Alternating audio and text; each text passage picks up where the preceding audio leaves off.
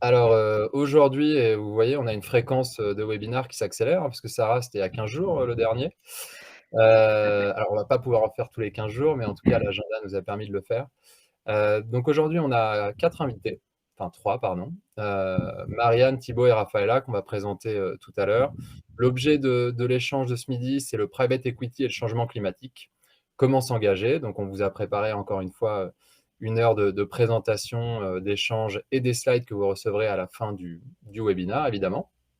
Heu, Quelques annonces, à faire, donc Sarah, tout le monde n'était pas connecté, hein, quand je l'ai dit, donc vous allez avoir des surprises en introduction et puis, Sarah, je propose de démarrer? Avec plaisir, merci beaucoup Hugo, bienvenue à tous. Alors effectivement, on a la chance aujourd'hui d'avoir, 3 invités de renom, Thibaut, Raphaëla et Marianne qui seront à nos côtés durant 1 heure. Nous allons aujourd'hui discuter donc de private equity puisque, le mois dernier, enfin il y a quelques semaines, on était, plutôt small et mid cap. Donc on va essayer de continuer cette aventure, cette fois-ci dans la private equity et en particulier sur les aspects liés au changement climatique. Donc du coup, dans ces conditions-là, on va peut-être dès à présent commencer par, laisser la parole quelques instants à nos invités. Honneur aux dames. Peut-être Marianne, je vois que ton micro est ouvert, donc je te laisse te présenter le temps d'un instant et ensuite on enchaînera avec Raphaëla, puis Thibaut et ensuite je vous introduirai un petit peu plus le sujet. Marianne, à toi de jouer. Merci beaucoup Sarah, merci Hugo pour nous inviter aujourd'hui pour parler private equity et changement climatique. Je suis Marianne Vincent, je suis VP Climate Finance chez Sweep. Donc en gros, je développe l'offre Sweep pour les acteurs financiers. J'ai passé 15 ans dans la finance avant de rejoindre Carbon 4 et avant de rejoindre Sweep, j'étais directrice générale de Carbon 4 Finance, donc la partie data du groupe Carbon 4. Et voilà, donc on parlera un petit peu plus tard de Sweep, mais Sweep, c'est une plateforme qui justement aide les entreprises et les acteurs financiers à calculer leur bilan carbone et à piloter leur stratégie climat. Merci Ça, c'est beaucoup Marianne. Raphaëla, à toi de jouer. Bonjour à tous, ravie d'être ici. Donc Raphaël Acher, je travaille chez AXA Climate en conseil pour des services financiers sur des questions liées au climat et à l'environnement de manière plus large. AXA Climate, c'est un animal assez rigolo. Donc on est lié au groupe AXA, mais on a une grosse indépendance stratégique et on a 4 métiers principaux chez AXA Climate. Vous vous en doutez, l'historique, c'est de l'assurance. Donc c'est de l'assurance paramétrique pour des événements climatiques. On a une activité de conseil dans laquelle je travaille, où on conseille notamment des services financiers et beaucoup de private equity. Une activité de formation dont on va peut-être aussi un peu discuter parce que c'est hyper intéressant dans le contexte du private equity. Et une activité qu'on a lancée il n'y a pas longtemps de financement, où on fait nous-mêmes du private equity et où notre but, c'est de financer des business d'agriculture régénérative. Merci beaucoup Raphaëla et enfin Thibaut, le dernier de nos invités du jour. À toi de jouer. Merci Sarah, bonjour à tous. Ravi d'être avec vous aujourd'hui pour parler de ce sujet. Donc Thibaut Gherardi, moi ça fait maintenant pas mal d'années que je travaille sur ces sujets de finances responsables. J'ai fait du conseil pendant plusieurs années et après j'ai travaillé de Green Investing Initiative, qui est un think tank spécialisé sur les sujets d'alignement de portefeuille avec les objectifs climatiques. Et depuis le début de l'année, j'accompagne en tant que dans les institutions financières sur ces stratégies de finances responsables. Donc à la fois aspect ESG, mais aussi climat, avec tout ce qui est risque, stratégie net zéro, les questions d'impact, et aussi un sujet que j'aime beaucoup, le sujet de détail, la prise en compte de leurs préférences, les produits, etc. Merci beaucoup Thibaut. Alors voilà, vous en savez déjà un petit peu plus sur nos 3 invités. Comme on le disait, on va aborder aujourd'hui la thématique de la private equity puisque, le monde n'est pas que fait d'entreprises listées, bien au contraire, et les aspects, climat, gestion des risques, changement climatique et plus largement ESG sont des thématiques qui touchent aussi la private equity, mais qui forcément nécessitent qu'on ait, voilà, une certaine adaptabilité, on va le dire comme ça, sur, les méthodes, sur, pas mal de manualité aussi parfois. Donc, ça va être le thème d'aujourd'hui. Peut-être rapidement, un petit mot, pour ceux qui ne me connaissent pas. Donc je suis, consultante, j'étais, indépendante pendant plusieurs années. Hugo en a parlé un tout petit peu, juste au début de l'enregistrement. Je viens de rejoindre MSCI en tant que VP et consultante ESG et climat. Donc aujourd'hui, je m'occupe de tout le marché francophone et à côté de ça, je suis aussi cofondatrice d'une association qui s'appelle les Acteurs de la finance responsable et qui rassemble un peu moins de 400 personnes, mais ça grandit tous les mois. Donc on est de plus en plus nombreux, presque 400 professionnels en France, sur les thématiques liées au changement climatique, à l'ESG, le listé, le private equity, tout ce que vous voudrez. Donc vous êtes bien entendu toujours les bienvenus pour nous rejoindre pour ceux qui ne nous connaissent pas encore. Et on va peut-être, dès à présent attaquer, dans le dur et on va laisser la parole tout de suite à Thibaut qui va nous parler, dans un premier temps, du secteur de la private equity, de la thématique transition bas carbone, des enjeux liés au changement climatique et nous faire finalement un peu une introduction. Donc, Thibaut, à toi de jouer et bonjour depuis l'Australie. Je vois qu'on a Nicolas qui je ne sais pas quelle heure il est en Australie, mais, bonjour de très, très loin en tout cas et Thibaut, à toi de jouer.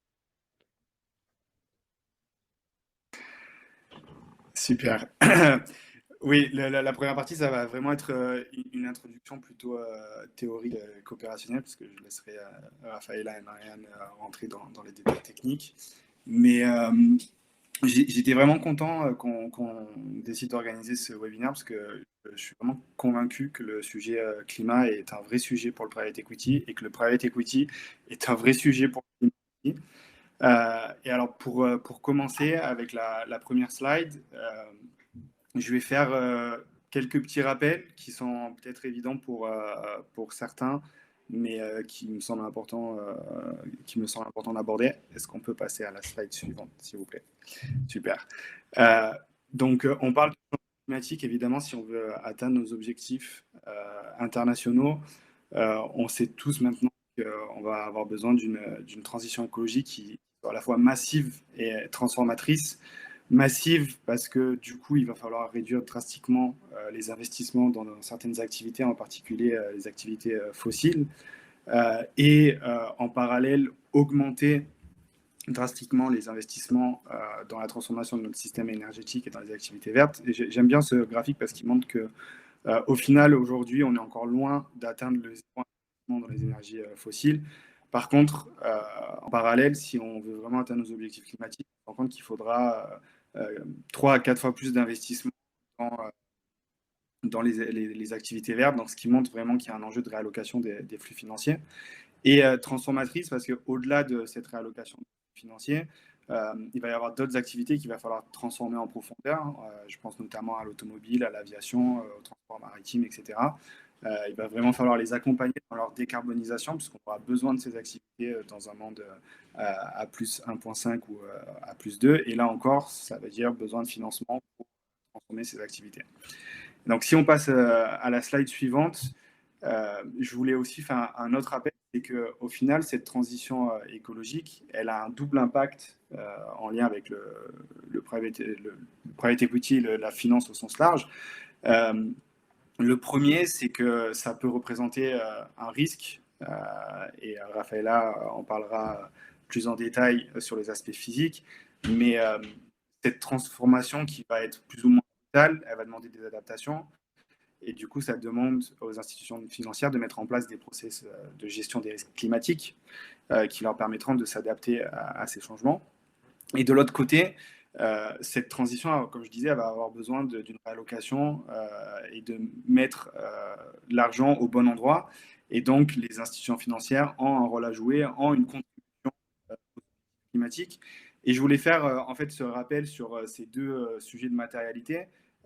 Parce que souvent on fait l'amalgame et en fait c'est important de garder en tête que si des stratégies de gestion des risques climatiques peuvent contribuer à l'atteinte des objectifs climatiques et qu'il est dans tous les cas nécessaire de maximiser les synergies entre gestion des risques et contribution, cette contribution elle n'est pas systématique et souvent elle est négligeable voire nulle.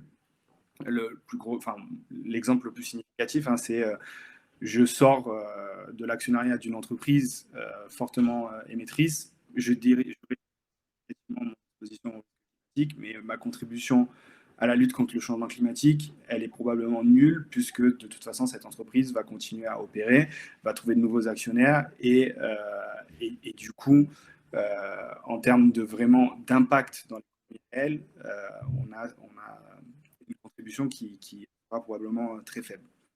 Et donc, je voulais faire ce rappel sur sur cette double matérialité dont on parle souvent, parce que sur la slide suivante, justement, je vous montre que le private equity a un rôle à jouer sur ces deux aspects, sur ces deux niveaux de matérialité, de par les caractéristiques qui lui sont propres. La première, c'est son horizon d'investissement. Sur le private equity, on est souvent sur des cycles d'investissement autour de 5 ans, voire 10 ans. C'est-à-dire que quand on investit en tant que société de gestion en private equity aujourd'hui dans une nouvelle entreprise cible, dans 5 ans ou dans 10 ans, quand on va la revendre, l'actionnaire suivant va réinvestir pour 10 ans, ce qui nous amène déjà à 2040. Et en fait, à 2040, ben, où est-ce qu'on sera Pour rappel, le GIEC dit que d'ici à 2040, c'est quasiment sûr qu'on aura dépassé l'objectif de 1,5. Je vous rappelle aussi qu'on a des objectifs de neutralité carbone en Europe à horizon 2050. Donc ça veut dire que les entreprises dans lesquelles sociétés de gestion en private equity investissent aujourd'hui, il y a une très forte probabilité qu'elles soient significativement exposées à des risques, soit physiques si on a raté notre transition, soit de transition si on a réussi à rester en dessous des 2 degrés. Et dans tous les cas, qu'elles devront se transformer profondément et atteindre rapidement les zéro émissions nettes, potentiellement au cours du cycle d'investissement des sociétés de gestion. Le deuxième sujet, c'est pour moi la capacité de transformation du private equity sur l'économie réelle. On a souvent des actionnaires qui sont actifs de par le fait qu'ils sont très, très souvent majoritaires, présents au conseil d'administration, qu'ils ont vraiment des leviers d'influence de la stratégie des participations. Et donc, que tous ces critères-là mis ensemble, ça fait que, de par leur engagement actionnarial, ils ont vraiment un potentiel fort d'additionnalité. Et donc là, on arrive au sujet de l'impact, qui est vraiment un sujet clé en ce moment sur le secteur financier. En fait, de par leur engagement actionnarial, ils peuvent vraiment générer des changements supplémentaires dans l'économie réelle et donc avoir un impact. Et c'est vraiment là où ils peuvent maximiser leur contribution aux objectifs climatiques. Et le dernier aspect, c'est la couverture de l'économie qui est faite par le private equity. Déjà, comme le rappelait Sarah, ça permet de couvrir des actifs qui ne sont pas couverts par les autres activités du secteur financier. Puis c'est aussi un spectre assez large, hein, puisqu'on parle vraiment d'entreprises niveau seed jusqu'à des ETI, PME. Et donc cet aspect-là, ça permet vraiment d'apporter des financements à des entreprises qui ont besoin de se développer, qui ont besoin de se transformer. Et à nouveau, c'est un levier intéressant d'additionnalité et d'impact, et donc de contribution à la lutte contre le changement climatique. Donc voilà pourquoi, à mon sens, le private equity est vraiment un acteur clé pour la transition. Et pour conclure, du coup, un peu une ouverture, il y a un fort potentiel de transformation du private equity. Il y a sûrement un enjeu de changement d'échelle, parce que bon, le private equity, même si ça représente des montants toujours plus importants, on sait que ça reste quand même limité par rapport au marché secondaire. Et pour moi, je vois trois. Donc, le private equity peut vraiment devenir un flagship de la finance durable, de par les aspects que je viens de présenter, mais aussi des besoins de réglementation peut-être mieux adaptés au secteur.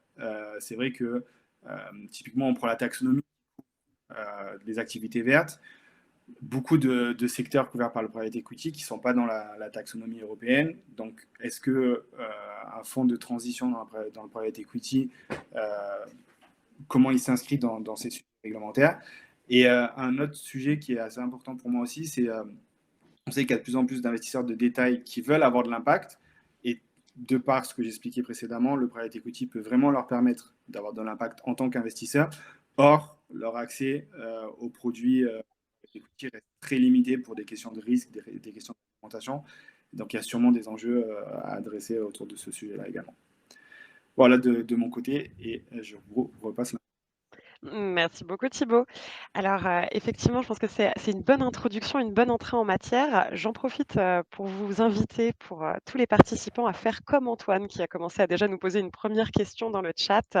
On va essayer de répondre à vos questions, d'une part en seconde partie d'émission, mais aussi potentiellement au fur et à mesure, on peut en prendre certaines. Je vois par exemple que la question ici était, concernant la finance traditionnelle versus la finance ESG et le manque parfois de financement que l'on a sur le marché de l'amorçage. Et effectivement, Thibault l'a très bien mis en lumière. On a côté private equity, si on arrive à bien développer ce marché, l'opportunité de financer des structures plus petites, plus jeunes, et c'est exactement l'objet de ce webinaire. Alors évidemment, toutes les structures ne trouvent pas toujours des moyens de financement. C'est aussi beaucoup plus de risques pour les investisseurs, beaucoup plus de gains potentiels, bien sûr. Mais voilà, ça reste un marché quand même où, les plus frileux ne s'y ne s'y, perdent pas, mais il existe quand même évidemment dans le monde de la finance dite durable, toute une classe de professionnels qui s'engagent à investir dans des toutes jeunes entreprises et prendre des risques pour les accompagner et justement qu'on trouve des innovations, qu'on fasse des choses. Donc, ça existe, on doit l'encourager et c'est aussi pour ça qu'on fait ce type d'événement pour pouvoir justement en parler un petit peu. Un petit point pour Thibaut, tu nous demandais de passer tes slides. Donc du coup, je passe l'info pour les autres participants. Vous avez un petit bouton tout en bas, vous pouvez passer vos slides vous-même quand vous le souhaitez. Si vous voulez faire des allers-retours, vous pouvez, n'hésitez pas. Et on va passer tout de suite, la parole justement à Raphaëla, puisque, quand on parle de private equity et qu'on parle de climat, on parle forcément de risque, bien entendu. Et aujourd'hui, évaluer le risque d'une société, très grande, listée, c'est, on va dire, presque facile. Il y a beaucoup de fournisseurs qui se positionnent sur ces sujets. On peut trouver beaucoup d'informations, alors que dans le monde des actifs non cotés, c'est beaucoup moins facile d'un coup. Mais Raphaëla, tu vas pouvoir nous donner, quelques billes justement pour pouvoir répondre à cet enjeu de l'évaluation des risques climatiques des actifs non cotés. Je te laisse la parole et les slides, à toi de jouer. Super, merci beaucoup Sarah. Alors déjà en 2 mots, pourquoi évaluer le risque climatique d'un actif non coté quand on est investisseur? Thibaut en a parlé, mais pour rappeler et aussi pour voir un peu ce que nous on vit en tant que consultants, on voit 3 drivers principaux et ça c'est pas, scientifique, c'est vraiment nous ce qu'on reçoit en tant que consultant, le type de demande. La première, c'est la pression réglementaire. Effectivement, il se passe plein de choses côté réglementaire. Donc comment est-ce qu'on fait pour se mettre à jour? Quel type d'analyse on doit faire? La deuxième, c'est la demande des investisseurs institutionnels. On sent beaucoup plus de volonté du côté investisseurs institutionnels de mettre leurs fonds dans des actifs durables. Donc, il faut aussi se mettre à la page sur ces sujets-là. Et le troisième, sur lequel j'ai plutôt envie de me concentrer, parce qu'on voit que récemment, c'est ça qui croît, c'est la conscience accrue des risques et des opportunités liées au climat. Il y a quelques années, on avait surtout les 2 premiers drivers. Qu'est-ce qu'on fait pour se mettre à la page par rapport à nos investisseurs ou par rapport à la réglementation? Là, de plus en plus, on a des gens qui viennent nous voir et qui nous disent, «Je sens qu'il y a une opportunité, qu'est-ce que je fais pour la faire grossir?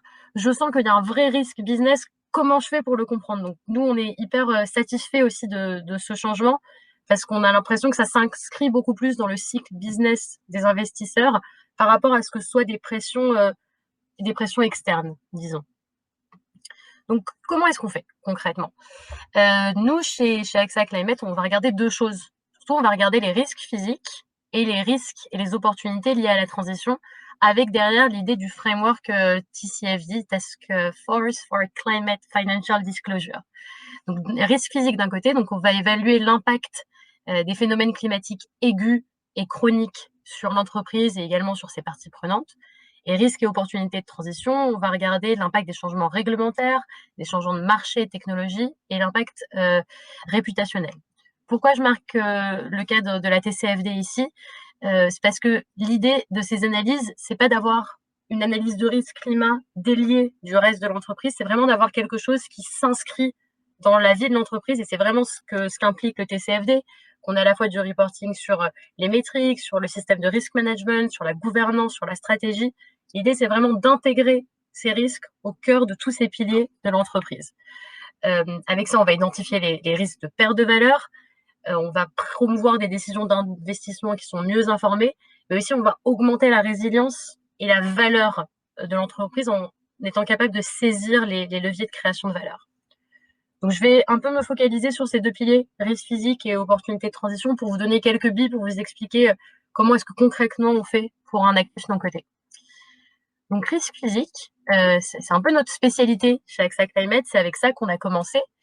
Donc, le risque physique, on parle de 2 types de risques. Des risques chroniques, donc des évolutions graduelles du climat, il fait de plus en plus chaud, il pleut de plus en plus, il pleut de moins en moins. Et des risques aigus, donc il y a un cyclone, il y a une inondation, il y a une sécheresse. On va regarder ces deux types de risques aigus et chroniques. Quand on parle de risque, là c'est un schéma du GIEC, on parle de 3 piliers. On parle d'un pilier aléa, donc le phénomène physique. On parle d'un pilier exposition, où est-ce que se trouve mon actif, et on parle d'un pilier vulnérabilité. Tous les actifs ne vont pas avoir le même type de vulnérabilité. Si je suis par exemple une autoroute, je ne vais pas forcément être hyper exposée au sujet tornade, alors que si je suis un aéroport, je vais être beaucoup plus exposée au sujet tornade. Donc, selon la nature de l'actif, on ne va pas avoir le même type de vulnérabilité. Donc chez AXA Climate, ce qu'on fait, c'est qu'on va croiser ces 3 piliers pour arriver à une analyse. Donc en termes d'aléas, on a des données climatiques qui sont issues de modèles climatiques qui sont utilisés notamment dans les rapports du GIEC et ailleurs également. C'est des modèles qui sont globaux. Nous, ce qu'on va faire, c'est qu'on va les ramener à l'échelle locale. Donc ça va nous donner le pilier exposition. Et après, on va croiser ça avec des données sur la vulnérabilité, des données semi-quantitatives qui nous viennent beaucoup de notre expérience d'assureur. Ce qui est intéressant dans le cadre de notre sujet sur le private equity, c'est qu'on voit vraiment un changement de paradigme ici. Il y a quelques années, c'était surtout les investisseurs en infra qui étaient intéressés par cette analyse, parce qu'évidemment, je reprends mon exemple de l'autoroute. J'achète une autoroute, j'ai besoin de savoir si elle va être exposée, oui ou non. Private equity, le lien est moins évident. Et pourtant, on voit qu'il y a de plus en plus cette volonté d'analyser le risque physique climatique, parce qu'on comprend aussi les enjeux. Si j'ai dans ma supply chain un supplier qui va être un supplier principal et qu'il est dans une zone, il dépend beaucoup de l'eau par exemple, et il est dans une zone où le problème de stress hydrique va augmenter dans les 10 années à venir, à ma revente dans 5 ou 10 ans, je risque d'avoir des problèmes avec ce supplier, donc potentiellement un sujet de perte de valeur. Donc, il y a beaucoup plus de compréhension de l'intérêt d'analyser le risque physique dans le cadre du private equity. En ce qui concerne les risques et opportunités de transition, désolé, la slide ici est en anglais. Donc, on va regarder 3 choses. On va regarder le cadre réglementaire et légal, notamment tous les sujets autour du prix du carbone. Et là, Marianne fera un focus évidemment carbone tout à l'heure. La technologie et aussi la réputation. Ce qu'on va faire concrètement ici, c'est qu'on va faire des analyses à 3 niveaux. On va faire, le but, c'est de faire une analyse semi-quantitative. Donc d'abord, on va regarder au niveau sectoriel, selon différents scénarios climatiques et l'évolution de différents facteurs, notamment différents scénarios d'évolution du prix du carbone. Donc, on va faire d'abord cette analyse sectorielle. Après, on va faire des analyses de benchmark, plutôt qualitatives, où on va regarder des concurrents à l'entreprise qu'on regarde pour voir comment est-ce qu'ils intègrent certains risques, quelles sont leurs données CDP, qu'est-ce qu'ils ont intégré dans leur rapport durable, etc. Et après, on va faire une analyse de l'entreprise en tant que telle pour voir comment résonnent les risques et les opportunités pour la stratégie de l'entreprise. On va conduire ces analyses à la fois sur le court terme, parce que c'est ça qui est important pour l'entreprise, c'est vraiment de savoir comment ça s'inclut dans le cycle de business de l'entreprise. Et on va également regarder le plus long terme, à la fois parce que ça n'a pas de sens quand on parle de climat de regarder juste 5 ans, et aussi parce que dans un point de vue business, je vais aussi penser à ma revente. Donc, dans 5 ans, ce sera important de regarder ce qu'il y a 5 ans plus tard ou ce qu'il y a 10 ans plus tard, parce que c'est là où ça va générer de la valeur. Et le but de ces analyses, ça va être vraiment de placer ces risques et ces opportunités au sein des systèmes stratégiques de l'entreprise, matrice de risque et matrice stratégique. Et je termine avec cette slide un peu surprise, qui est la slide biodiversité. Parce qu'on parle de climat, mais en fait, ça a de moins en moins de sens de parler de climat seul. Voilà, là j'ai 2 exemples, le Science Based Target, où maintenant il y a également un Science Based Target pour la nature, la TCFD, où maintenant il y a aussi la TNFD en parallèle de la TCFD. L'idée, c'est de se dire, ok, c'est très bien de regarder le climat, mais si je fais des analyses en silo sans regarder l'environnement au sens large, je perds énormément de valeur et j'ai des risques non pris en compte. Donc chez AXA Climate, on est vraiment aussi en train de faire ce virage. Ça fait quelques mois qu'on se dit on ne va pas se concentrer exclusivement sur le climat, on va se concentrer sur l'environnement au sens large. Et donc, on commence à intégrer cette dimension de biodiversité également pour le private equity. Donc là, ce qu'on va faire, c'est qu'on va vraiment suivre les recommandations de la TNFD. Donc, on va essayer de localiser où sont les interfaces entre le business et la nature, à la fois du business de private equity, mais aussi de sa supply chain. Toujours important de prendre en compte cette dimension. On va essayer de comprendre quelles sont les dépendances et après, on va estimer quels sont les risques et essayer de proposer des solutions d'adaptation en nous basant sur tout plein d'outils, notamment le Global Biodiversity Score de la CDC Biodiversité. Et je m'arrête ici. Merci beaucoup, Raphaëla. C'était effectivement extrêmement instructif et pertinent. On va passer maintenant qu'on a d'abord fait cette intro, puis qu'on a abordé au sens large les risques climatiques, on va laisser la parole à Marianne maintenant qui va nous faire un focus un petit peu plus spécifique encore sur les questions de mesure de réduction des émissions. Parce qu'évidemment, on se dit tout ça, on se dit qu'il y a des risques, il peut se passer des choses, mais la première façon de limiter les risques, c'est avant tout de réduire nos émissions. Et pour ça, il faut commencer par les mesurer. Et Marianne, tu vas pouvoir nous raconter un peu comment ça marche de votre côté, comment vous faites, qu'est-ce que vous proposez finalement, et comment ça peut répondre aux enjeux qui ont été soulevés juste avant. À toi de jouer. Merci Sarah. Donc je vais rebondir un peu sur tout ce qui a pu être dit juste avant. Si on passe à la slide d'après, voilà, je suis tout à fait d'accord avec ce qu'a dit Thibaut, notamment sur le rôle du private equity sur la transition et le changement climatique. Aujourd'hui, on voit que les entreprises qui développent des nouvelles solutions technologiques ou qui ont des nouvelles idées pour faire les choses un peu différemment, pour avoir un impact positif, c'est souvent justement des entreprises en amorçage comme ce qui était marqué dans le chat. Et en fait, quand on est sur des plus petites entreprises qui aujourd'hui n'ont pas forcément les ressources financières et humaines pour commencer à faire des bilans carbone, on a un sujet autour de la donnée. Ouais, c'est la slide d'après.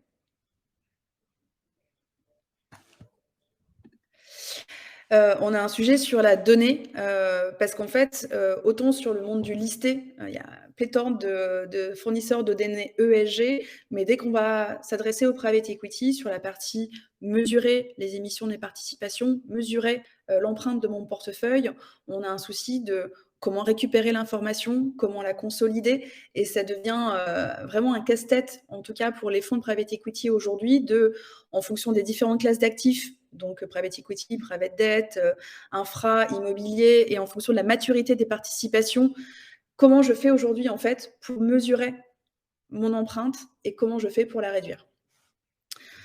Donc là, on reprend un peu sur ce que disait aussi Raphaëla. Le constat, c'est qu'aujourd'hui, il y a une pression qui est omniprésente autour du changement climatique. Il y a une pression de la réglementation sur reporter l'empreinte, reporter la stratégie climat et les enjeux et la gestion des risques avec la TCFD et puis toutes les réglementations qui sont en train de se mettre en place au niveau européen et à l'international.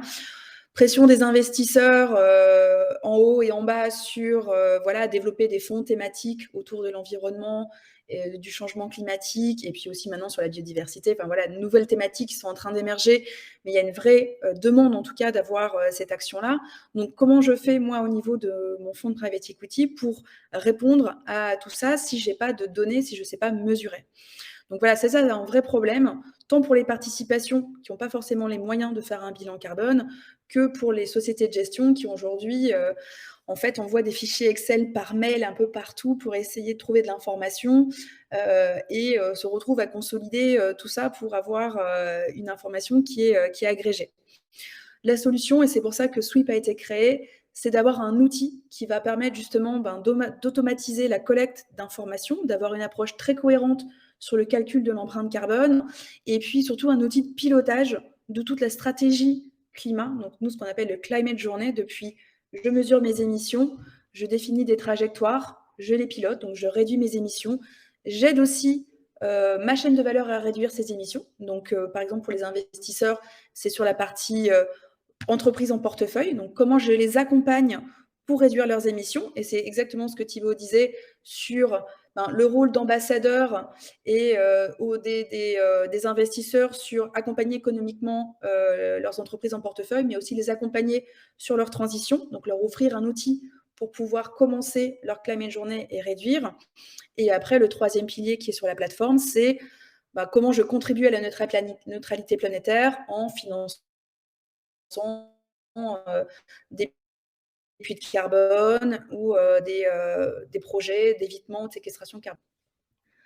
Donc Sweep, aujourd'hui, c'est une société qui a été créée depuis 2 ans. La plateforme est live depuis 1 an. Et Sweep, c'est vraiment la rencontre entre nos 4 fondateurs qui viennent vraiment de la data analytics et de la business intelligence, qui sont super forts en collecter de la donnée, ingérer de la donnée, la digérer et la retranscrire pour avoir du sens. Et puis, le rencontre aussi avec des experts carbone pour avoir toute cette rigueur sur comment faire un bilan carbone, comment le consolider, qui ait du sens sur du scope 1, du scope 2, du scope 3. J'ai l'impression qu'on est sur un panel de gens avertis, donc je vais revenir sur la définition, mais tout ce qui est calcul de l'empreinte directe et des émissions indirectes va être clé, en tout cas, pour mesurer les risques au niveau d'un portefeuille.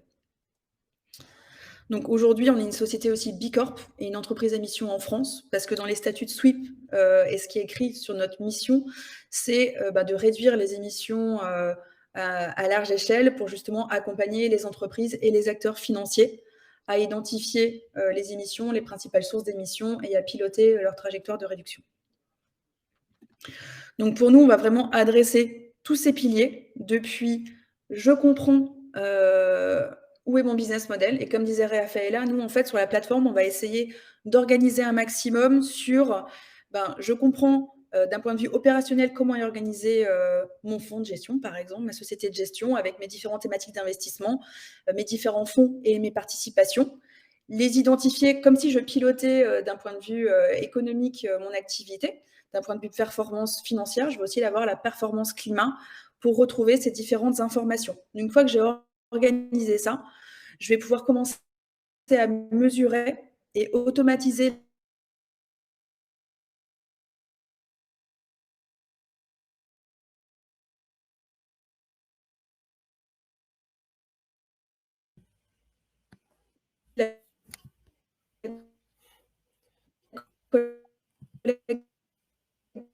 d'informations et le calcul de cette empreinte carbone pour ensuite en fait mettre en place des stratégies de réduction.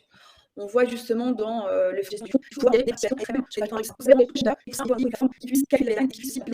différents niveaux, au niveau de l'entreprise, au niveau du fonds et après au niveau de la société de gestion.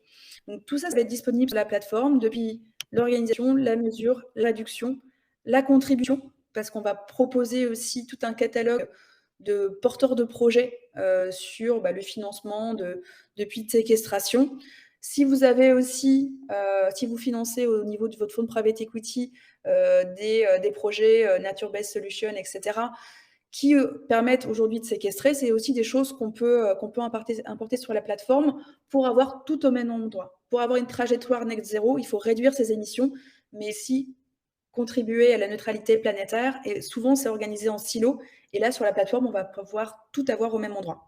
Et après, la partie communiquer, reporter est super importante parce que aujourd'hui, tout le monde est toutes ces demandes réglementaires de reporting, article 29, TCFD, SFDR qui sont en train d'arriver, etc. Donc, sur la plateforme, vous allez pouvoir aussi retrouver tous les templates réglementaires pour pouvoir extraire l'information et communiquer tout ce que vous faites en termes de changement climatique. Tout ça, c'est pour adresser un constat, c'est qu'aujourd'hui, le bilan carbone, il est vraiment très statique et c'est une boîte noire. Donc, c'est compliqué, en fait, de sortir de ça. Et en fait, nous, on veut démocratiser le bilan carbone en redonnant le pouvoir, en fait, à toutes les parties prenantes en interne et en externe. Ça veut dire que Sweep est avant tout, en fait, un outil de collaboration où on va donner en fait la clé aux différentes personnes au sein de l'entreprise. Donc, c'est plus seulement les 2-3 personnes au niveau de la RSE qui vont devoir tout piloter, mais par contre, redonner un accès aux participations pour qu'elles puissent faire leur bilan carbone et en fait arrêter de recevoir des questionnaires sans avoir rien en retour. Là, aujourd'hui, elles vont répondre à des questions et faire leur bilan carbone, mais elles vont pouvoir se l'approprier et communiquer, comprendre d'où viennent leurs émissions pour pouvoir agir sur leur trajectoire. Et donc, tout ça, c'est vraiment un outil très collaboratif pour pouvoir mieux comprendre et comment travailler ensemble sur la réduction. Pour ça, en fait, on a développé quelque chose qui est assez pragmatique parce que c'est pas forcément facile de rien faire et d'être parfait du jour au lendemain. Donc, c'est un outil qui est pédagogique pour se dire on va s'adapter en fonction de la maturité des différents acteurs. Donc, par exemple, si vous avez 100 entreprises en portefeuille. L'idée, c'est de regarder est-ce que vous êtes majoritaire ou minoritaire en termes de participation. Est-ce que c'est des secteurs à enjeu? Est-ce que c'est des entreprises qui ont aussi se sont développées sur un business model à impact? Est-ce que c'est sur l'économie circulaire? Est-ce que c'est sur un produit bas carbone? Dans ces cas-là, même ces entreprises vont vouloir faire leur bilan carbone pour pouvoir communiquer sur ce qu'elles font, les émissions induites, mais aussi les émissions évitées qu'elles peuvent produire. Donc tout ça, en fait, nous, on va s'adapter. C'est-à-dire que sur les petites participations, on va pouvoir adresser des estimations d'empreinte carbone en fonction de leur secteur d'activité. C'est ce qui est communément fait dans le private equity en première étape. Mais là, l'idée, c'est de le faire à beaucoup plus grande échelle. On peut envoyer des questionnaires, mais là, c'est pareil, on arrête d'envoyer des fichiers Excel par mail. Tout est complètement automatisé avec un workflow beaucoup plus simplifié en termes de charge de travail pour les sociétés de gestion, où vous allez pouvoir savoir les questionnaires qui ont été envoyés. On a des questionnaires qui sont sectoriels, donc quelles informations on va demander en fonction des différents types de secteurs pour collecter l'information scope 1, 2 et 3. Après, on peut même aller plus loin pour celles qui ont envie de faire le bilan carbone. Et donc, avec le module Connect, on a les entreprises qui vont avoir un compte sur Sweep pour faire leur bilan carbone et on va pouvoir connecter ces émissions au niveau du fonds. Et même en allant beaucoup plus loin, les entreprises qui sont plus matures vont pouvoir être un client de Sweep pour avoir aussi accès à toutes les fonctionnalités et notamment tous les modules sur je pilote la réduction de mes émissions. Et tout ça, en fait, va permettre d'adresser 100% du portefeuille, de pouvoir mettre le pied à l'étrier à toutes les participations et d'engager en fait toute la chaîne de valeur en se disant j'ai un outil, l'outil va me dire comment le bilan carbone a été fait, parce qu'il y a aussi cet effet boîte noire qu'on essaye d'adresser en disant tout est transparent sur la plateforme. On va vous dire comment les émissions ont été calculées, est-ce que c'est du monétaire, est-ce que c'est des données physiques, est-ce qu'on a estimé les émissions, est-ce qu'on a fait un vrai bilan carbone, pour dire aussi aux participations, c'est bien, vous avez commencé, c'est la première étape, et là, on va essayer, en fait, ensemble, d'aller collecter de plus en plus d'informations pour affiner le bilan carbone. Donc, tout ça, en fait, c'est pour accompagner la transition et pour se dire, faisons le chemin ensemble et on va réussir, en fait, tous ensemble à décarboner vos entreprises, le portefeuille et financer, en fait, la transition climatique. Donc voilà, donc ça, c'est des exemples en fait d'écran. Nous, on a voulu apporter cette rigueur du bilan carbone en s'appuyant sur les référentiels de place. Donc, on est en ligne avec le bilan carbone ou le GHG protocole, avec le référentiel PICAF, qui est le GHG protocole appliqué aux émissions financées, donc aux acteurs financiers. Donc là, c'est vraiment pour avoir cette rigueur sur l'approche. On a mis en place toutes les métriques qui sont recommandées par la TCFD. Comme le disait Raphaëla, aujourd'hui, c'est le cadre réglementaire qui est le plus communément déployé dans tous les pays dans le monde. Donc, c'est vrai qu'avoir ces différentes métriques en termes de tonnes de CO2 équivalent en absolu, mais aussi l'intensité carbone pour pouvoir comparer une entreprise l'une avec l'autre, comparer un portefeuille l'un avec l'autre pour vraiment piloter les investissements. Parce que sur un investissement private equity, on est bloqué pendant plusieurs années. Donc, c'est vrai que c'est bien de pouvoir piloter aussi comment l'entreprise se développe en termes d'impact carbone.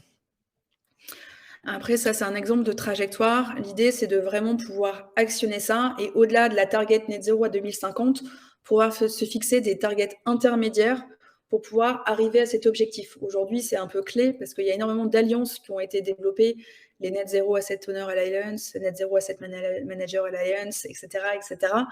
Donc, si on ne se donne pas d'étapes intermédiaires, d'objectifs avec des initiatives au niveau des entreprises et au niveau du fonds, ça va être difficile d'atteindre ces objectifs. Donc, c'est vraiment clé d'avoir un outil de pilotage et de pouvoir actionner les différentes parties prenantes en interne et en externe pour être en charge de ces différentes thématiques. Voilà, et donc là, c'est aussi un exemple de reporting que vous pouvez créer sur la plateforme pour pouvoir justement adresser toutes ces demandes réglementaires qui deviennent de plus en plus importantes pour votre métier. Merci beaucoup Marianne. C'était, très instructif et je pense qu'on repart avec beaucoup plus d'informations sur Sweep puisque tu les as rejoints il y a pas très, très longtemps, donc on n'a encore, pas eu beaucoup l'occasion de t'entendre sur le sujet et je pense que pour ma part, en tout cas, j'ai appris beaucoup de choses. Peut-être, je vois que le temps file, il est déjà 12h40. Je vous propose peut-être avant de on se garde cette question, un peu plus discussion, un peu plus ouverte, juste après les questions de nos participants parce que je vois qu'il y en a qui sont destinées à chacun d'entre vous. Donc commençons par le chat, on va laisser la parole à Hugo sur les questions et puis s'il y a pas on termine un petit peu avant 13h, on terminera sur notre question un peu plus ouverte où on pourra discuter, ça nous laisse une ouverture et Hugo, à toi de jouer pour les questions, c'est parti. Ça va être assez simple, je vais les prendre dans l'ordre. Bon alors déjà Marianne, sache que pendant ta présentation, on a eu des commentaires waouh, donc visiblement tu as peut-être un nouveau client, depuis 10 minutes. Alors en complément alors c'est Myrgane qui nous écrit: «En complément du soutien financier aux entreprises via les fonds de private equity, que peuvent apporter les fonds d'infrastructure dans la transition écologique?» Alors bon, je pense qu'il y a beaucoup de réponses, je pourrais en donner une aussi, mais est-ce que nos intervenants, Peut-être ont un retour? Raphaëlla? Euh, Je pense que les fonds d'infrastructure apportent surtout cette vision long terme. Enfin, nous, en tout cas, sur l'approche risque physique, c'est vraiment avec les fonds d'infrastructure qu'on a commencé parce que, évidemment, il y a un ancrage physique très fort par nature de l'infrastructure, mais aussi l'horizon de temps d'investissement fait que la prise en compte de ces enjeux moyen-long terme liés au climat est fondamentale pour le cœur du business des fonds d'infra. Donc, je pense que qu'est-ce qu'ils peuvent apporter? Ils peuvent apporter le fait qu'ils ont une conscience un peu dans leur chair des enjeux climat et donc que c'est des choses qui poussent, ils poussent la volonté d'avoir plus d'analyse, plus de données, plus de prise en compte. Et je pense que ça fait avancer le secteur au sens large. Et ils doivent être en pointe sur l'anticipation parce qu'en effet, quand tu construis, de l'infra, bah, ça va être utilisé Voilà, pendant 20, 50, 70 ans donc c'est ça, c'est ça. Et c'est même si toi, ton investissement, c'est 20 ans, ton infra, en effet, elle dure plus longtemps, tu penses à ouais. la revente dans 20 ans. Donc, en tout cas, sur le pilier risque physique, c'est indispensable. Et nous, quand on leur donne des modèles à 2050, c'est des choses qui leur parlent. Alors que c'est vrai que dans le private equity, un modèle à 2050, ça a assez peu de sens. Tu penses à la revente et tu anticipes le risque de démantèlement aussi. Exactement. Alors, bah, on enchaîne. Alors, quelles sont les compétences clés à acquérir pour être un investisseur à impact efficace? Alors là, bah, ça, c'est une bonne question. Question large, on va lancer un deuxième webinaire sur la question. Non, qui veut le prendre? Peut-être, Thibaut ou Marianne pour tourner un petit peu? Non, mais de toute façon, la formation, c'est clé. Euh, La mesure, c'est la première étape, mais avant cette première étape, il y a la formation et il y a des formations qui se lancent. Donc, AXA Climate, notamment, a développé énormément de MOOC pour se former déjà à comprendre les enjeux du changement climatique, hein, risque de transition et risque d'adaptation.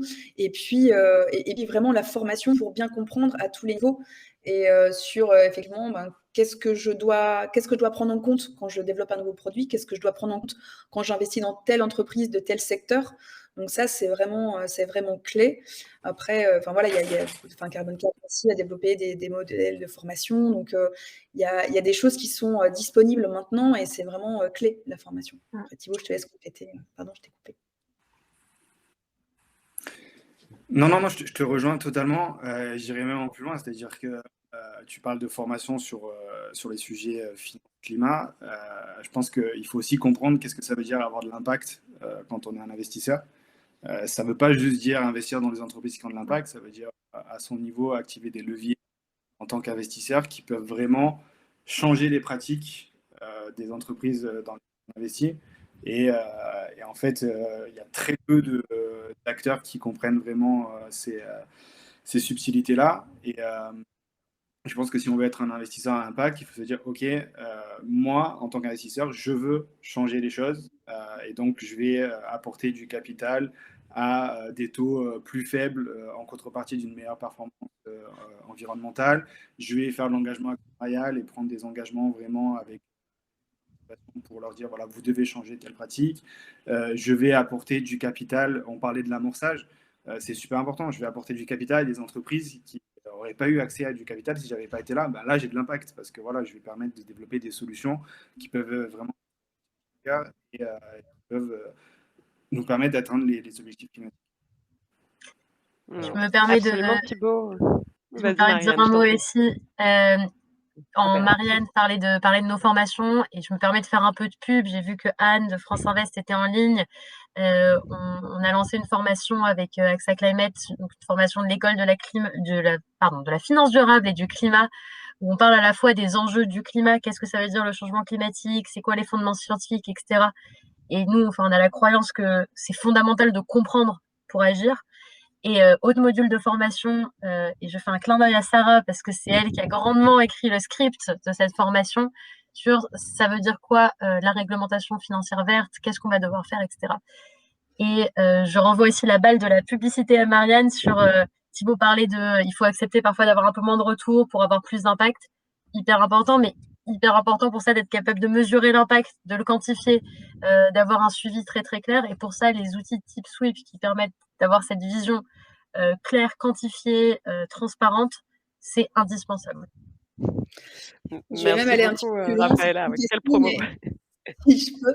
Donc là, c'est pas de la Vas-y. pub, mais en fait, si aujourd'hui le risque climatique doit être mis au même niveau que le risque financier. Et donc, on voit aussi beaucoup aujourd'hui en fait des silos entre les analystes ESG et les analystes financiers, alors qu'en fait, ces profils doivent être vraiment communs. C'est-à-dire que maintenant, c'est la même chose.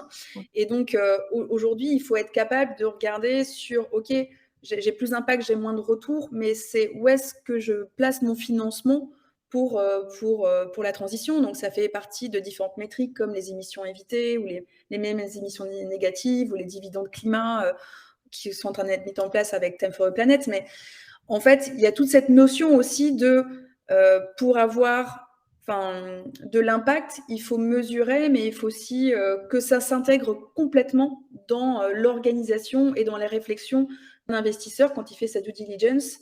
Il y a la partie performance financière, mais performance climatique, aujourd'hui, c'est clé. Tout doit être revu ensemble parce que les revenus de demain, et notamment sur les projets d'infra, ça va être, en fait, est-ce que mon infrastructure sera toujours viable dans 20 ans ou pas? Et là, le changement climatique, aujourd'hui,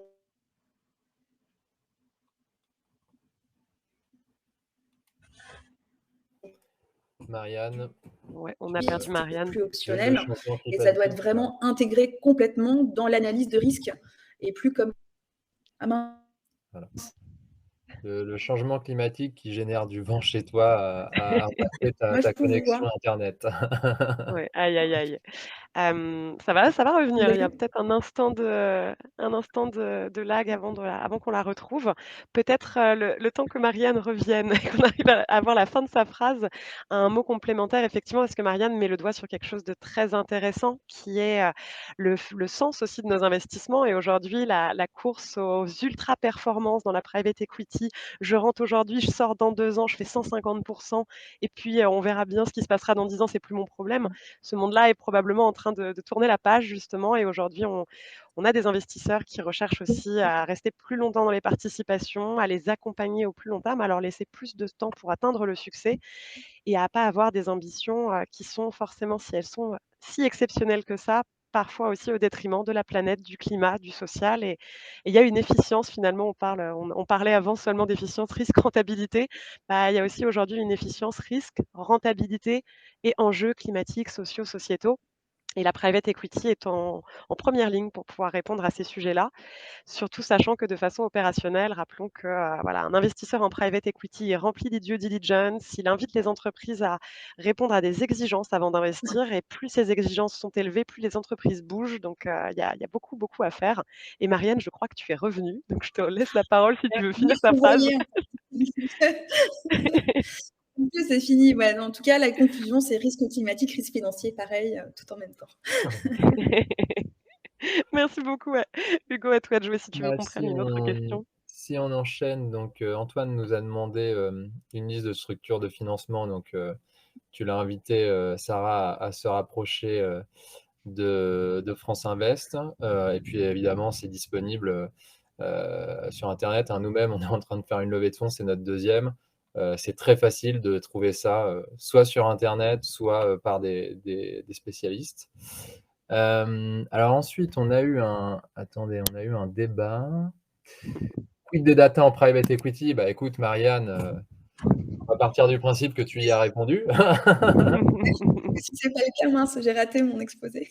Ouais et puis, juste parce que nous enfin, c'est un sujet, chez des clients chez nous qui remplissent, un Excel quoi, hein et puis, on l'ingère après quoi. Pour l'instant, dans l'immense majorité des cas, c'est traité comme ça quoi. Mmh. Mais Sweep est là maintenant, donc ça va peut-être changer. C'est ça. Nous, on peut développer des API. Non, mais Hem, on s'adapte. Enfin, c'est vrai que la grande force de Sweep, c'est justement la data et le traitement de la data. Après, la limite est souvent plutôt chez le client. Donc, nous, on va vraiment, quand on fait son premier bilan carbone, le gros exercice, c'est trouver où est-ce que je vais avoir l'information. Une fois qu'on a identifié ça, on travaille avec le client en disant, on va essayer de l'automatiser parce que le premier bilan carbone, c'est le plus pénible. Et puis après, en fait, on va essayer d'automatiser, le faire de plus en plus souvent. Comme ça, vous pouvez piloter les initiatives et vous voyez un peu l'impact de ce que vous avez mis en place. Si on fait un bilan carbone tous les 4 ans, comme ce qui est demandé aujourd'hui par la réglementation, ben, en fait, c'est trop tard parce qu'en fait, dans 10 ans, on ne sera pas à net zéro. alors on a une question ensuite de Myrgane qui, nous pose la question suivante: «Est-ce que les assureurs apportent leur expertise de gestionnaire de risque auprès des asset managers ou gestionnaires de fonds de private equity?» Est-ce qu'il y a un lien entre ces 2 types d'acteurs? Raphaëla, Raphaëla, peut-être? Mmh. Je c'est pense pour qu'elle toi. est pour moi celle-ci.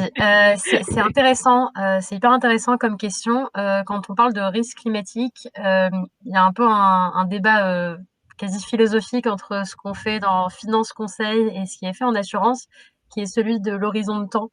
L'horizon de temps du marché de l'assurance, c'est un horizon de temps 1 an parce que c'est des contrats, d'assurance d'année en année. L'horizon de temps d'un investisseur en private equity et de ses conseils est beaucoup plus long parce qu'on pense à la revente, on pense, au lendemain. Nous, chez AXA Climate, c'est des combats qu'on mène pour, prendre en compte pas seulement 1 an, mais qu'on mène pour prendre en compte, le plus long terme et enfin surtout et l'autre, élément de réflexion, c'est de se dire, bah, en fait, on est dans un monde où ça suffit pas de regarder ce qui s'est passé avant, il faut projeter ce qui va se passer devant parce que malheureusement le climat change rapidement et que le passé ne présage plus du futur. Donc tout ça pour dire que la réponse est plutôt non, mais plutôt on se bat pour, que ça change. Après on est sur un marché où on a des concurrents et c'est dur d'arriver avec une vision d'assurance long terme, quand le marché a une vision d'assurance court terme. Donc c'est des choses qui évoluent, c'est des choses que les assureurs sont en train d'intégrer, mais c'est, quelque chose qui va se faire sur le long terme avec un travail de longue haleine. Alors on a une autre, question pour toi Marianne, d'ordre, technique, peut-être l'API. Sweep est-il compatible avec le framework ACT de l'ADEME CDP? Act. Alors, on va commencer. Act, c'est une démarche de mise en place de la stratégie climat. Donc, en fait, nous, Sweep, on va se positionner comme une plateforme de pilotage. Et donc, par exemple, sur les parties stratégie de réduction, on peut incorporer en fait toutes les stratégies qui ont été définies. D'ailleurs, enfin, le but de Sweep, justement, en étant Bicorp, c'est de créer un écosystème vertueux. Donc, nous, on travaille avec toutes les parties prenantes. On travaille avec tous les cabinets de conseil qui, eux, vont définir la stratégie climat et plus forcément perdre du temps à consolider des fichiers Excel. Et nous, on va travailler sur la partie data et collecte de data. Donc, par exemple, sur les stratégies de réduction, on peut mettre en place des trajectoires SBTI. Et si vous avez des trajectoires qui ont été définies par d'autres modèles comme ACT, comme PACTA par 2DI ou des stratégies plus personnalisées qui ont été faites par des cabinets de conseil, nous, en fait, on va vous permettre de lister les initiatives qui ont été définies, de mettre cette trajectoire sur le fameux graphe que je vous ai montré, et puis de travailler ensemble sur le pilotage. Aujourd'hui, ce qui est compliqué souvent dans les cabinets de conseil, c'est la restitution du bilan carbone, il est statique, et on ne sait pas trop comment il a été fait. Et après, en fait, les recommandations qui sont faites, c'est pareil, c'est des recommandations, mais après, comment je les mets en place, comment je les pilote? Est-ce qu'il y a un coût, en fait, aussi sur ces différentes initiatives? Donc, par exemple, avec Sweep, on est en train de mettre en place aussi des modules de si vous avez un prix interne du carbone, on peut aussi simuler. On a aussi des scénarios de simulation du coût financier de la transition avec différents scénarios de taxe carbone. Donc ça, c'est des choses où on travaille avec les consultants. Il y a des accès, en fait, consultants sur la plateforme et on fait de plus en plus de missions communes. Le marché, aujourd'hui, il n'est pas forcément mature pour que tout le monde soit super au fait de tous les trajectoires sectorielles des différents modèles. Donc, on travaille avec les consultants pour au mieux vous accompagner. Et en fait, Sweep est un outil de pilotage pour la mise en œuvre des recommandations qui ont pu être faites. C'est une réponse très longue pour une petite question, mais j'espère que ça répond. Alors, il nous reste quelques minutes, je vais accélérer. Alors, on a une question d'Estelle. Que pensez-vous de Rift? Alors, je ne sais pas ce que c'est. Rift, bien. Bien sûr. Bien. Très bien, Rift. On adore. Instant promo à nouveau. Oui, alors Rift, c'est une application gratuite qui permet de calculer l'empreinte carbone de son épargne. Et aujourd'hui, en fait, en tant qu'investisseur individuel, on est aussi maître de qu'est-ce que j'ai envie de financer, quel avenir j'ai envie de financer avec mon épargne. Aujourd'hui, vous avez le droit de savoir en toute transparence, j'ai pris tel contrat d'assurance vie, qu'est-ce que ça finance, et j'ai ouvert ça dans telle banque, et donc j'ai envie d'en parler à mon banquier. Donc, si je ne sais pas ce qu'il y a à l'intérieur, c'est difficile d'en parler.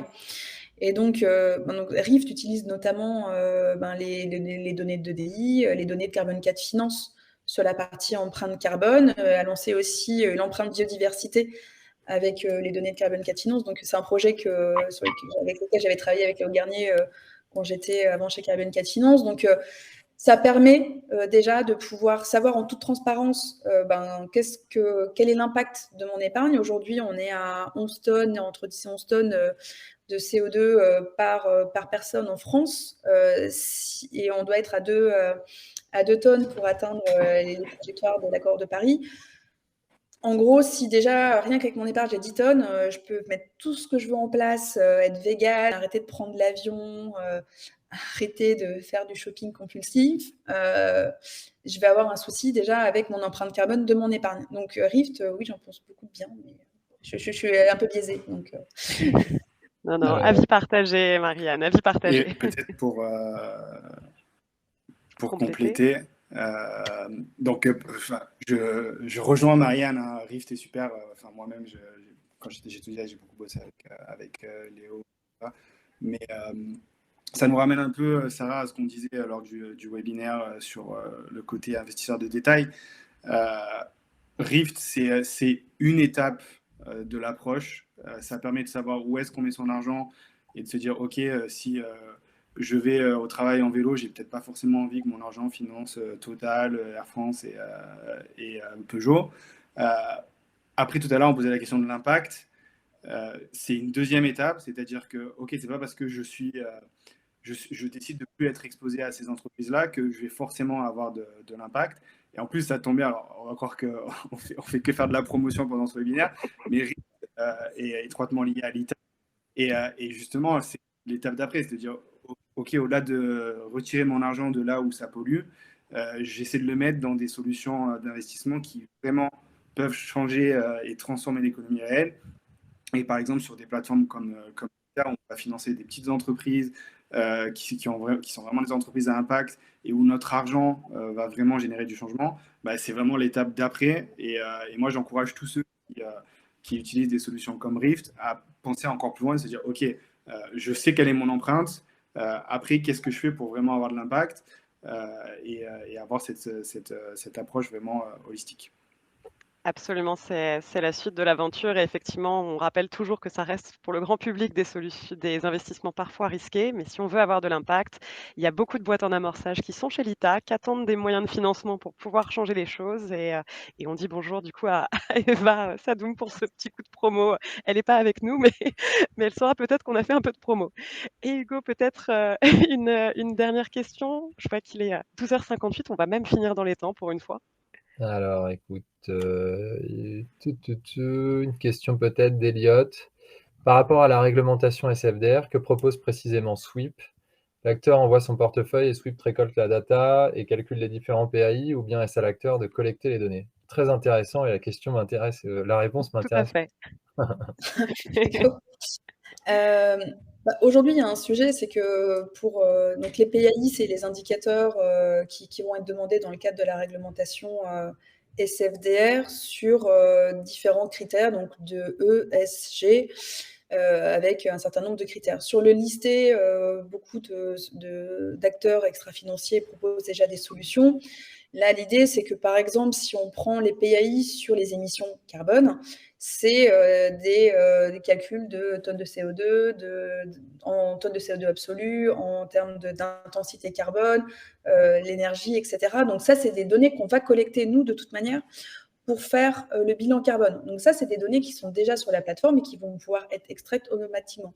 Sur la roadmap de Sweep, on va intégrer d'ici à la fin de l'année d'autres indicateurs E pour justement aller un peu plus loin sur les PAI. Après, les PAI, c'est du E, du S et du G. Donc Sweep va se positionner sur les critères que nous, on couvre sur la plateforme, et donc plutôt aujourd'hui le carbone et à terme le E. Donc voilà, donc ça sera plutôt nous qui allons collecter et qui allons vous permettre d'extraire les données pour le reporting SFDR. Après, Hugo, je ne sais pas si tu peux compléter pour Scale Risk. Non, nous, nous, en fait, on est un agrégateur. Donc, justement, si toi, tu fais le E et que la disponibilité du S et du G arrive par ailleurs, nous, en fait, on concatène tout et on a templaté justement les rapports PAI, les rapports article 8, etc. Donc, en gros, nous, on viendrait se connecter à Sweep et on aspirerait ça avec les données, notamment MSCI potentiellement. Et puis, à la fin, ça sort des rapports automatisés réglementaires et business. Parce qu'en fait, on s'aperçoit d'une chose très rapidement, c'est que tu commences, je reprends ce que tu disais tout à l'heure, Marianne, tu disais, ouais, alors maintenant, ça commence à fusionner gestion financière et puis gestion du risque ESG. Et en effet, maintenant, il y a des outils qui permettent de traiter les deux. Et quand tu commences à traiter le sujet ESG, tu commences par tes rapports réglementaires, mais derrière, ça va t'amener à faire des indicateurs business, etc. Donc, en gros, la première étape, c'est que tu fais tes rapports et ensuite, tu les ouvres sur des indicateurs business. Et les gérants finissent par utiliser la plateforme, quoi. Voilà. Après, il y avait une question sur la partie, sur des gros portefeuilles avec beaucoup de participation. Nous, la force de Sweep, c'est que justement, on ne traite plus de fichiers Excel. On peut envoyer des questionnaires à des centaines de participations qui seront du coup des questionnaires qui seront adaptés à leur secteur d'activité et les ingérer. Enfin, on n'a pas de limite en fait en termes de données, de gestion de la donnée. Ce qui fait justement que Sweep peut avoir un impact à grande échelle. Par exemple, si on prend un exemple, les investisseurs, c'est un peu comme la supply chain. Par exemple, on a un client qui est HP aux États-Unis, qui a pris des engagements forts de réduire de 50% d'ici 2030 son scope 3. Donc, ces 15 000 partenaires dans le monde doivent faire leur bilan carbone. Et donc, ils passent par la plateforme Sweep pour avoir du coup une empreinte carbone qui soit cohérente et additionnable. Donc, potentiellement, on travaille avec des entreprises. Là, on a un client dans l'outback australien, ils sont 10 à vendre des imprimantes HP. Et on est avec d'autres au Japon, on est aux États-Unis. Enfin, du coup, à partir du moment où on passe par une plateforme, on passe par de la gestion automatique de la donnée et de la collecte et de la digestion et avoir quelque chose qui soit très user-friendly en termes de comment ça a été fait, de transparence, de restitution, on n'est pas du tout limité sur la taille des portefeuilles. Et encore une fois, en fait, on s'adapte aussi à la maturité des participations à laquelle on s'adresse. Tu as répondu à une question qu'on ne t'a pas posée, mais donc vous êtes worldwide. Oui, on est du coup incorporé, on est français, aujourd'hui positionné comme leader européen et notre deuxième du coup levée de fonds était avec un gros acteur, investisseur américain. Du coup, ça nous offre effectivement les portes du marché américain. Donc voilà, on a ouvert une filiale à Londres, on va en ouvrir une à New York. Et puis l'idée, en fait, c'est de pouvoir avoir le plus d'impact possible à l'échelle internationale. Ok. Félicitations en tout cas, parce que je sais d'expérience que c'est très compliqué. Ok. Écoutez, merci à tous. Sarah, merci beaucoup pour ton aide pour la préparation de ce webinaire. Donc, Merci beaucoup. qu'est-ce qu'on a validé, Sarah, pour la suite? Maintenant, ça va revenir à Et la bah, rentrée, hein. d'abord les vacances, voilà, d'abord les vacances pour tout le monde. Juillet et Ouais. août, on lève le pied, profitez bien de vos vacances. On vous retrouvera, très certainement à la rentrée. Pour l'instant, rien de planifié. On profitera de l'été, je pense, pour, organiser la suite des événements et vous préparer un planning aux petits oignons pour le dernier trimestre. Mais, dans l'intervalle, très bonnes vacances à tous pour ceux qui en prennent. Si vous avez, des questions, un peu en last minute pour nos invités, n'hésitez pas à nous les envoyer auprès d'Elsa. En général, c'est elle qui vous envoie les invitations aux événements, donc n'hésitez pas à envoyer des questions. Vous allez recevoir le support, les pages LinkedIn de nos participants par email très rapidement pour tous ceux qui ont participé. Et puis, on vous retrouve avec grand plaisir à la rentrée. À votre écoute, si certains d'entre vous ont des thématiques qui souhaitent être abordées. Et j'espère qu'on retrouvera Raphaëla, Thibaut ou Marianne pour un prochain webinaire une prochaine fois avec grand plaisir. On a encore des tas de sujets à traiter. Le monde de l'ESG, de la finance durable, c'est vaste. Donc, merci beaucoup à tous nos participants. Merci beaucoup à nos invités qui nous ont fait l'honneur de leur présence. Et je vous souhaite un bon déjeuner pour ceux qui n'ont pas encore mangé.